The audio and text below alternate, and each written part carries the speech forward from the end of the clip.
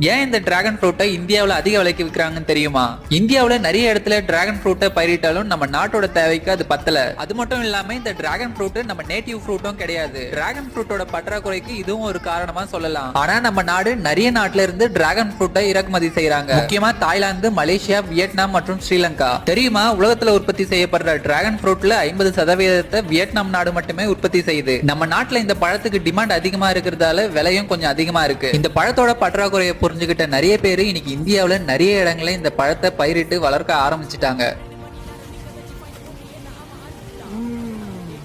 ஏன் இந்த டிராகன் ஃப்ரூட்டை இந்தியாவுல அதிக விலைக்கு விற்கிறாங்கன்னு தெரியுமா? இந்தியாவுல நிறைய இடத்துல டிராகன் ஃப்ரூட்டை பயிரிட்டாலும் நம்ம நாட்டோட தேவைக்கு அது பத்தல. அது மட்டும் இல்லாம இந்த டிராகன் ஃப்ரூட் நம்ம நேட்டிவ் ஃப்ரூட்டும் கிடையாது. டிராகன் ஃப்ரூட்டோட பற்றாக்குறைக்கு இதுவும் ஒரு காரணமா சொல்லலாம். ஆனா நம்ம நாடு நிறைய நாட்டுல இருந்து டிராகன் ஃப்ரூட்டை இறக்குமதி செய்யறாங்க. முக்கியமா தாய்லாந்து, மலேசியா, வியட்நாம் மற்றும் ஸ்ரீலங்கா. தெரியுமா, உலகத்துல உற்பத்தி